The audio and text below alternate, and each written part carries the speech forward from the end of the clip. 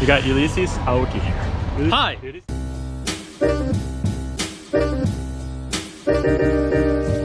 Aoki? Aoki.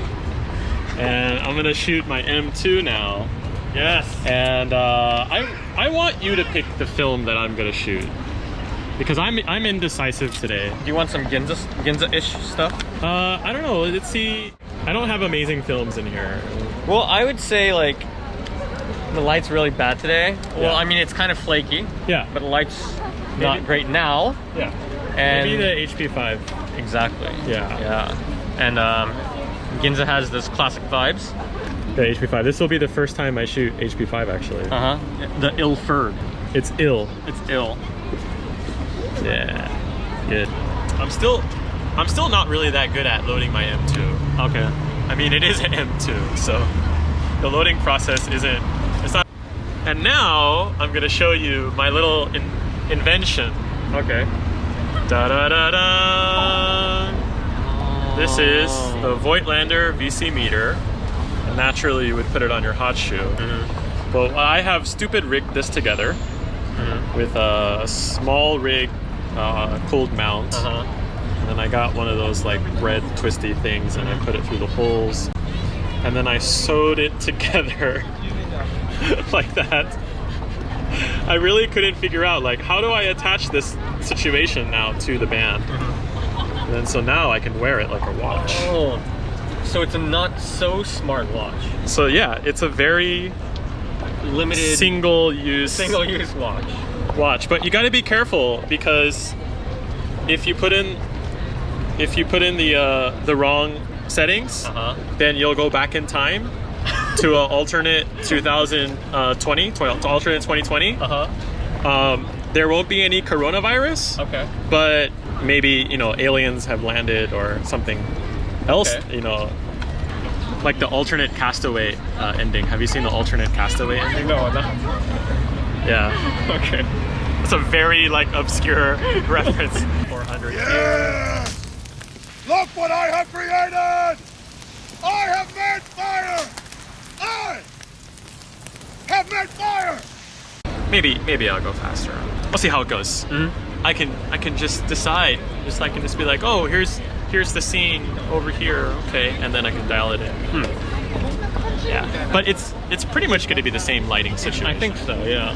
We're not going to have a really dynamic lighting. I think. For now. For now, it seems like it. Yeah. For now, yeah. I'm still learning my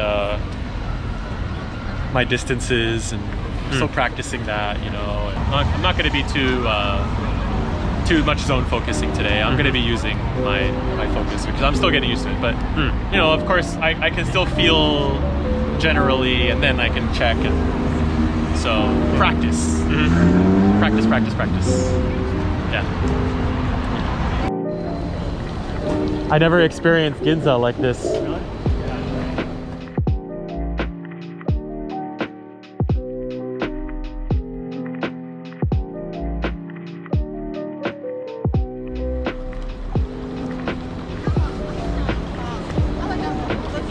Oh, so nice. Yeah, lots of people. Yeah. Very cool.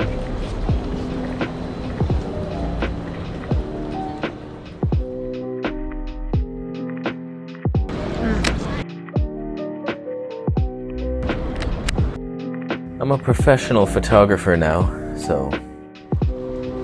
So what do you think is your favorite place to shoot in Tokyo then? It used to be Ginza. Yeah. But yeah, these days I don't have a favorite.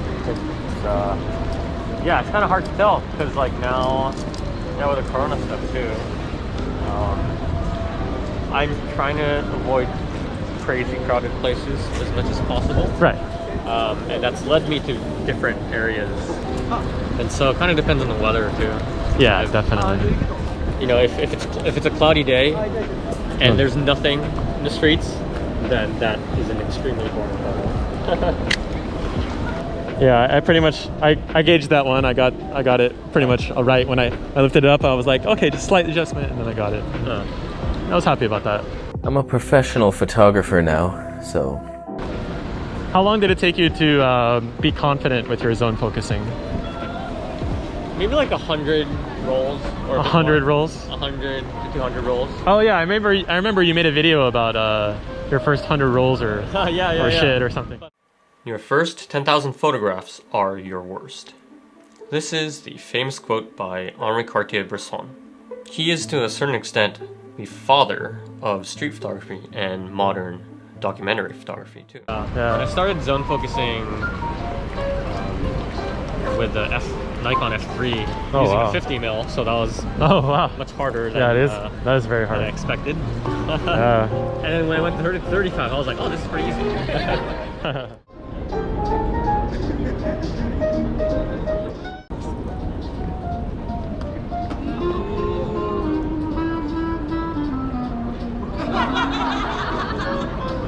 Have you seen this guy before? No.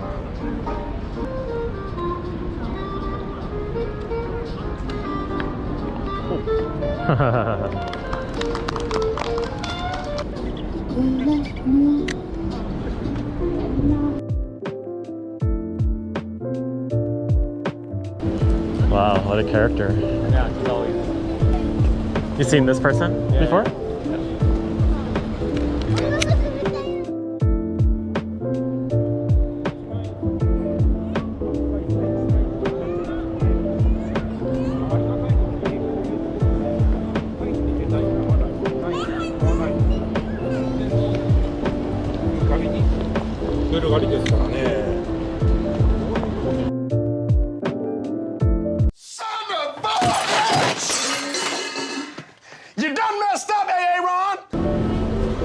Oh, it's here. I think it's supposed to be here. Yeah. これかな 8? イベントスクエア Event.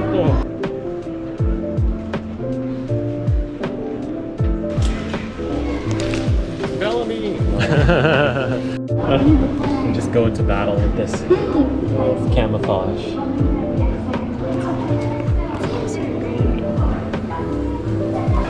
Every time I see M2s, really expensive, I'm always really happy with so much I paid on this one. You ever shot with a Rolly? Rolleiflex?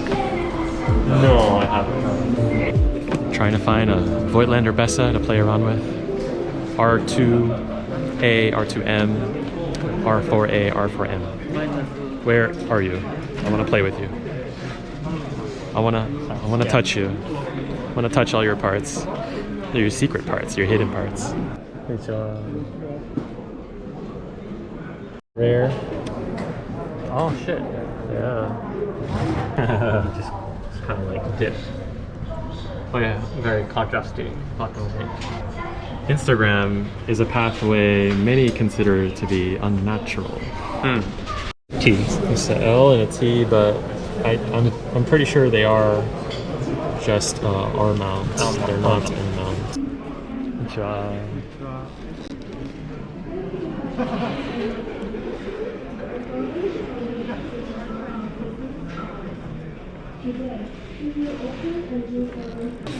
So what's your favorite film? What film do you like? If I have, you mean if I have endless money? Yeah. No, Portrait 400, or I'd love to shoot on Ektachrome. Oh, nice. Just because it's like one of the only pretty true color slides that are alive. Yeah. Yeah, the other ones are pretty, they're pretty distinct. The Fuji ones, they're nice, but they're quite distinct. Yeah, especially the shadows. Yeah, exactly. This one really holds up well if you expose correctly.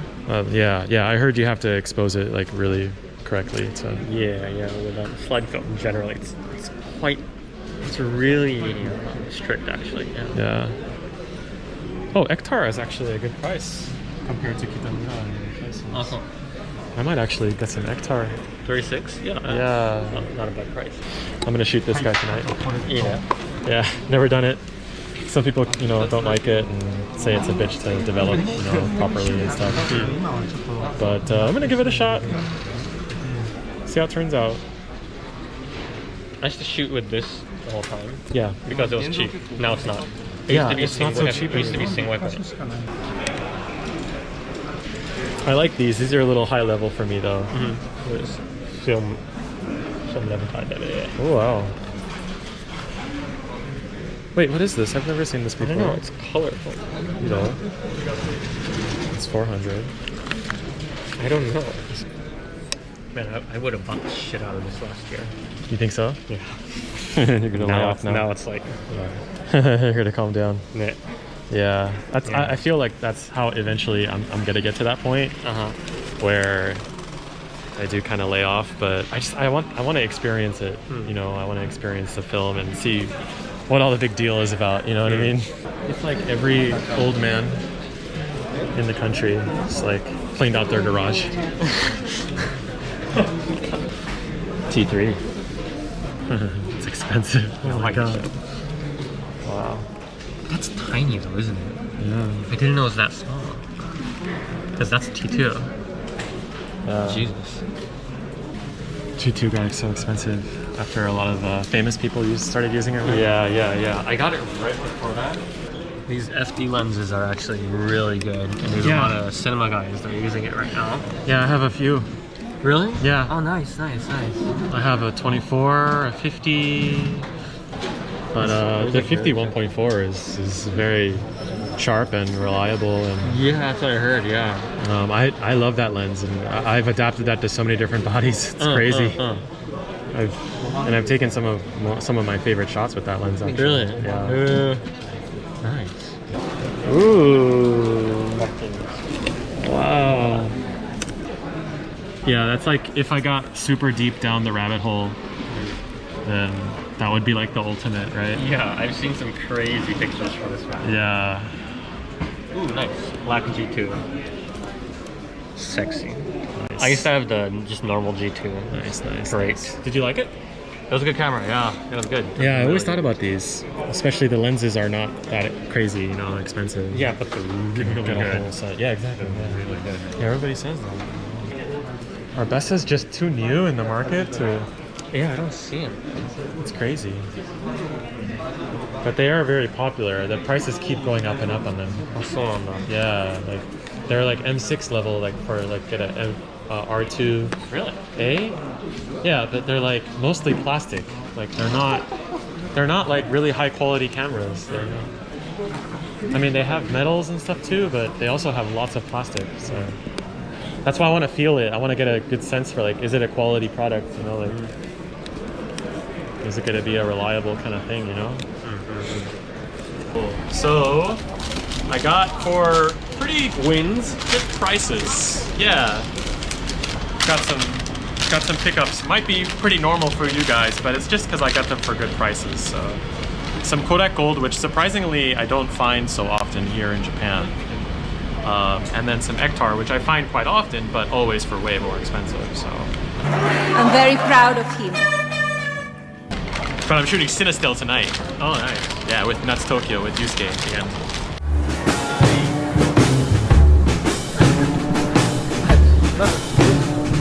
Yeah, it's kind of two teenage boys. He's in that age, and all the boys are in that age. They say some bad words. I'm enjoying Ginza. I haven't been here in like 5 years or so it's kind of cool. I like it. I like the like super high-end vibe.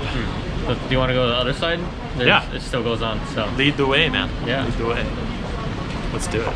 I will show you the way. I'll show you the way. I will show you. Do you know the way of the devil? Do you know the way of the devil? Buddha, this is the way. Oh, this is definitely the way. My Buddha, this is the fucking way. So what do you think about the film industry as a whole? Because like Sam's new video, Leo and Jay and Ben were talking about. Regardless, within the next 5 years, it ain't dying, and within the next 5 years, the M6 is going to be 3K. It's like a niche, right? It's kind of like vintage watches. Yeah. That shit's always gonna be there. No. Exactly. The physical thing's gonna be there, but the film to use it's not. Someone will always be there. Yeah. Ilford, like I think we were talking about this. JCH has already done it. Yeah, but think about Kodak. They were bankrupt, and look at them now. The future of the film industry. What do you think about it? I think it's going to be still just a niche. I mean, it's probably gonna only still be like a niche, but Well, it's gonna last somehow. Like I maybe not an industry, but there's gonna be independent people that will try to revive it anytime. I think. yeah, That goes on with any old traditions or culture. There's people that try to preserve it as long as possible, and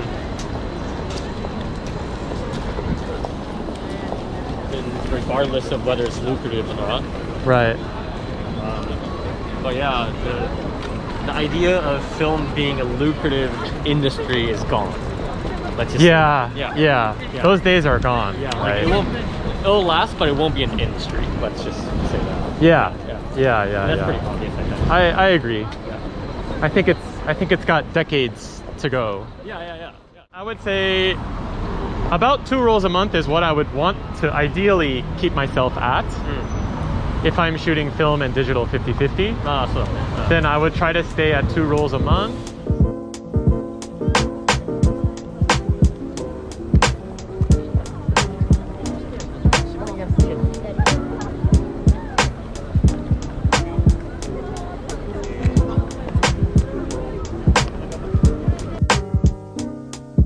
I'm a professional photographer now, so Zone focusing at f4. F4? Yeah. Wow. That was a brave move. Let me actually take a portrait of you. Okay. Yeah. I kind of like this sign here. Maybe you can just like chill non-awkwardly against the sign somehow. Wow, it's getting dark. Yeah, I'd say. Yeah, this place is like, it gets dark quickly too. Okay, and 3, 2, 1. Nice.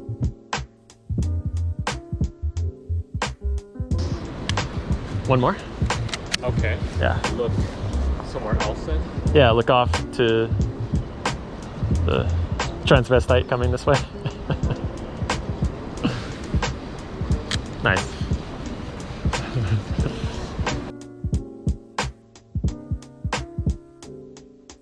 But I like in Japan, like you can have like people like that. They'll be out expressing themselves, and it's not normal, of course. But People don't like. yeah, like I feel like you can't really do that in New York City without being like totally hassled by like people, or just like standing in the corner. Like, Yeah, people like that would just be hassled like all day. Yeah, I guess here it's kind of like, oh, but they don't. They'd be like, well, like that's it, right? Yeah, that's it. Yeah. That's true. That's a good point. Yeah. I love the action of this camera, man. I just love it. Yeah. The sound effects. How about a Canon AE1 or like any of the other SLRs? Yeah. Yeah. I used to When I shot F3 too. F3, yeah. When I shot my AE1, and that shutter was just like so loud on the street, even like walking through like a crosswalk.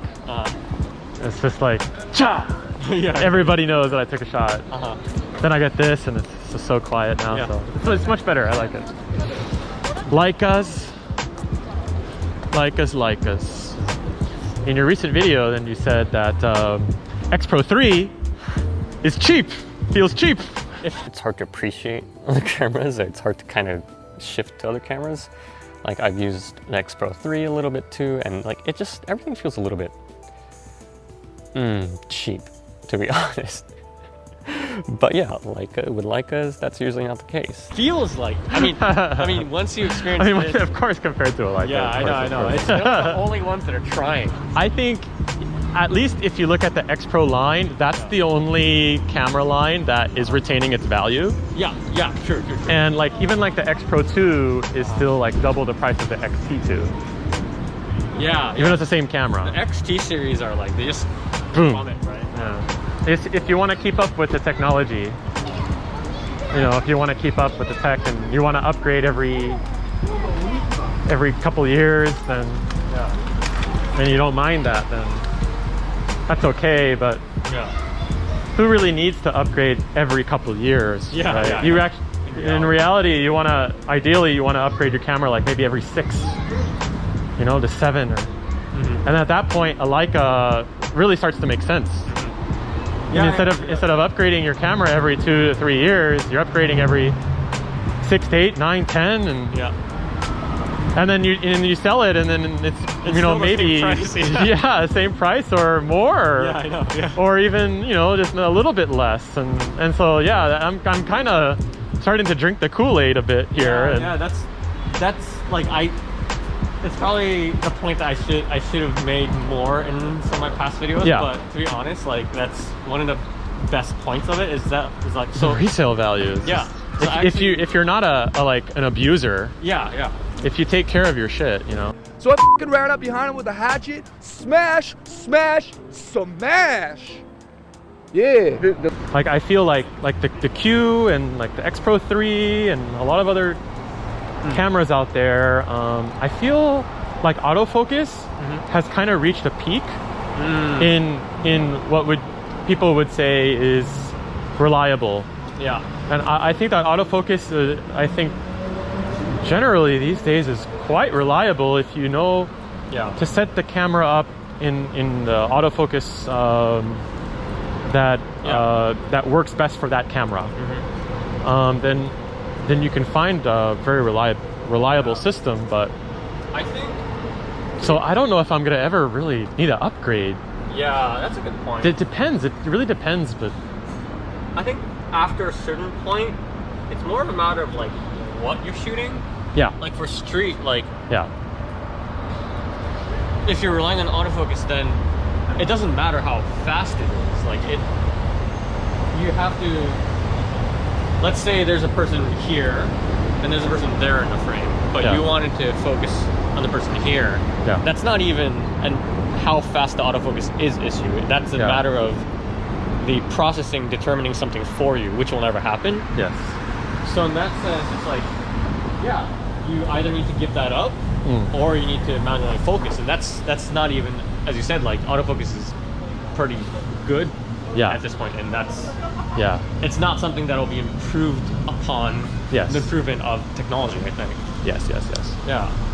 At the same time, I would definitely like the reassurance that when I am focusing the camera.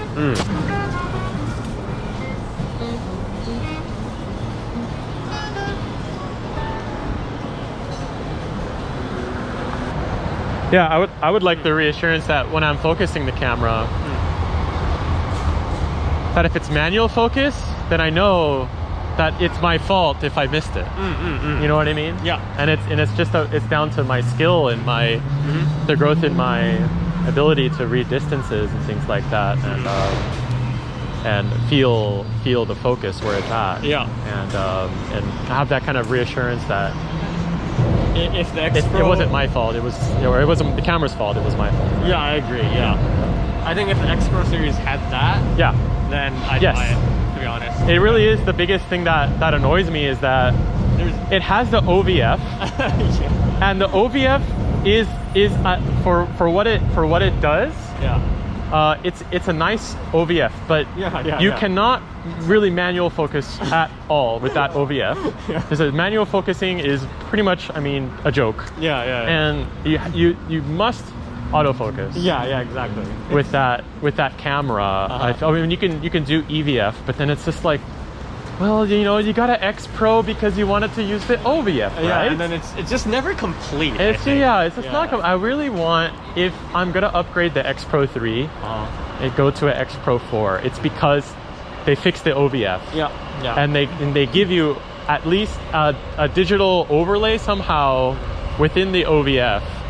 For an actual rangefinder patch. Agreed, yeah. And maybe it's not a true rangefinder patch, and maybe they do some kind of digital magic within that OVF to kind of project it or however, but that would be kind of the point where I was like, okay, I'll definitely upgrade the X Pro 3. But if the X Pro 4 is the same shit that it's been, since the beginning, since the original X100 and X Pro 1, then I don't see myself upgrading. Yeah. And then I might really even go, straight for the M10. So I feel like they kind of dug their own grave in a way, because the thing is that because it's APS-C, like you actually like people say you can mount M lenses and there's a distance scale, but it's like it's not going to be the true distance scale because that's for different lenses. Yes. And on the APS-C, it's a different field of view. Yeah. So the thing is, like, they need to, a few things for that to work is like, one, they need to create their own APS-C distance scale. Yeah. And they need to create lenses that accommodate that. Yeah. Which will be quite a hassle. Yeah. So to be honest, I can't see that happening. But if they do make it happen, then I'd be pretty happy. Yeah. Yeah. Let's say they make some like kind of like a MD kind of M10D kind of camera in the future, rangefinder patch, just like a whole new camera, not an X Pro, not an X100. It's an FD, right? A Fuji D, you know, and it's just no display on the back. You know, they go full copy mode on Leica, and then they do it. Well, I think everybody would be. I think the market in general would be like, what the fuck is this? And look at them trying to be Leica and stuff. But I think isn't that better than them not doing that? You know, like I would like the industry needs options. There are people who cannot afford a Leica. There are people who cannot even afford a X Pro 2. Right. And then where's the option for those people who cannot afford a Leica? Yeah, I fully agree. It's strange how like this fucking system has been around for a century. Yeah, it's no reliable one can and replicate it. Yeah, just somebody do it, right? Yeah, I know.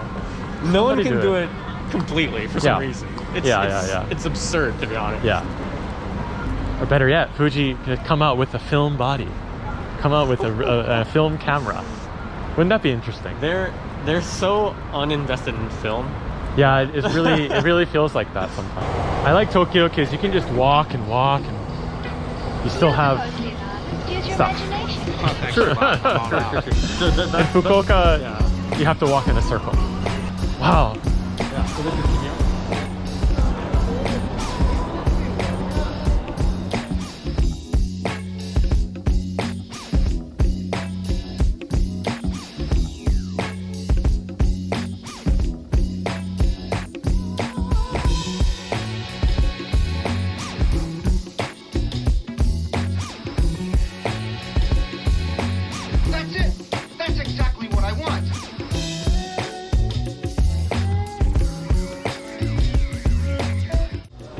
I like it's a documentary style kind of shot, you know, right?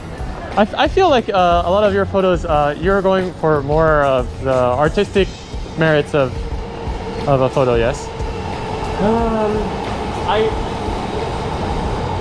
I'd hate to say it myself, but I guess so. Yeah. I think the way I think about photos has changed a lot over the past years. And the more I get accustomed to taking photos, you always want more and more, and then at least for me that's the case. And it's always like but it's always like, well, if I'm taking photos too, it's like how do I not repeat every fucking thing that everyone does? Right. On the street? Yes. And then I guess I understand. that's also been kind of a theme for me recently. Yeah.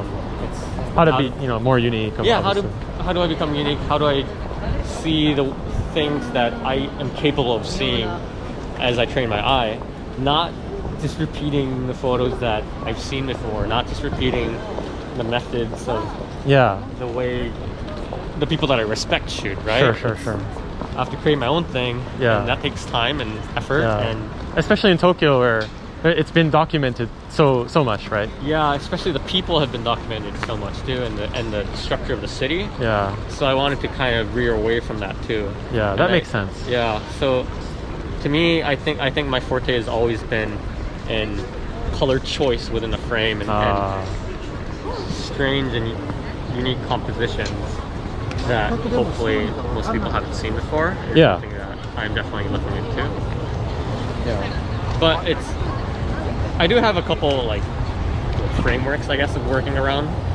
One is like I love like Soul Lighter and Ernst Haas. Yes. But sometimes they're a little bit too simple. Ernst Haas is more on the complicated side, but Soul Lighter is just like his photographs are beautiful, and that's what makes him a master is street, but it's beautiful. And Ernst Haas is like a step more complicated than that. Yeah. But it's still beautiful. Yeah. And so for me, like the reason I'm using a 28 too is kind of like, okay, so how do I use a crazy wide angle lens? Yes. But also keep things simple and beautiful. Yeah. So that's been kind of like the theme that I've had. A lot of people, when they want to go for something simple, they go Motelli. Yeah, exactly. And that's 50, an easy choice. 85. Yeah, exactly. Yeah. And so for me, it was kind of like, how do I get a similar way of thinking? Yeah. But how do I get maybe more in the frame?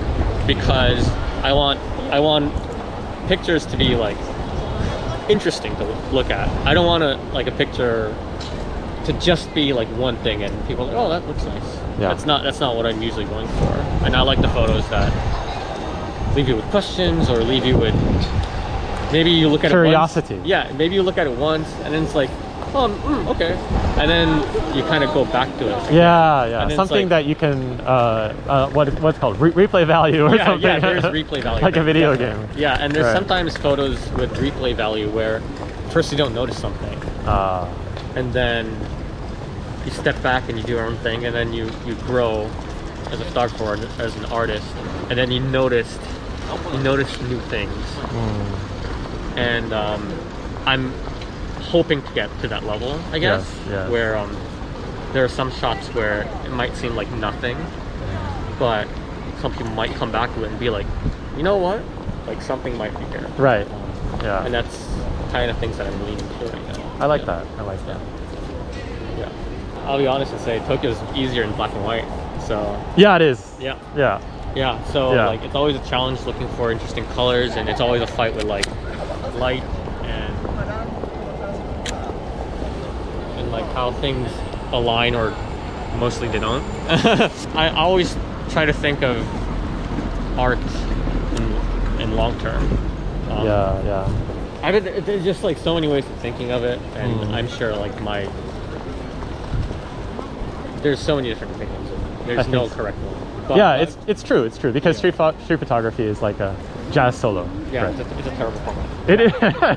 It's not even a format, to be honest. But yeah. So right. So yeah, but yeah, for me that's just like the general framework and guideline that I have, at least now. It's always temporary too, isn't it? Because you grow as a photographer, and you grow as a person, and you're in different circumstances. So I don't know, you have a fucking kid, so you shoot your kid, and now you're a documentary family photographer, and then these things all change with the dynamics of your life timeline. So they do, yes. I hope I'm still doing street photography when I'm 60, 70 years old, though. Yeah, but that's like the beauty of photography, isn't it? It is. You can be half dead. And you can still. I was like, I like the red and the red. I'm shooting black and white. I'm like, he's like pointing with the red and the red. I knew that was what you were looking at, but I forgot about it too. It's almost better that there was no Voigtlander Bessas at that place, because I had my money. I was. So you're ready. I was like, it's better that way. Yeah. It's better that way, because ultimately I should be and want to be saving for the M10. Okay. Yeah. I think if I am, and even an M10P if I can really get a good deal, but the M10 will be good enough. So. I think if I am getting a next camera, it would be the 10. You think so? Yeah.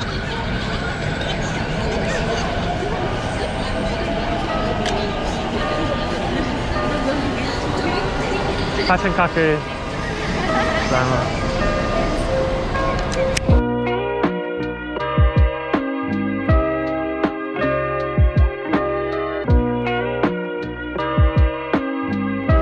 Oh my god, classic car. Hipster paradise, here we go. Nice car.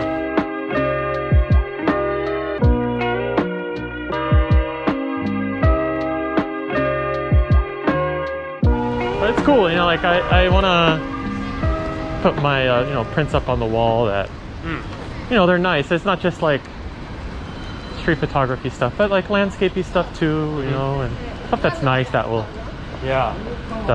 last for interior. Yeah, I talked to Yusuke about this a lot, actually. Yeah. It's like, street car needs cool, but like no one wants to fucking put it up on their wall. On their walls, and yeah, exactly. Yeah, I know. I'm not trying to put some like transvestite up on my wall, right. you know. It's not something innately. Yeah. Yeah. Guy picking his nose. Yeah, you know. yeah. No, is that like a? Yeah, it's a Chevy. Is that even legal? It's a Chevy. Holy shit. It's got a Dare bumper sticker on it. Oh my god.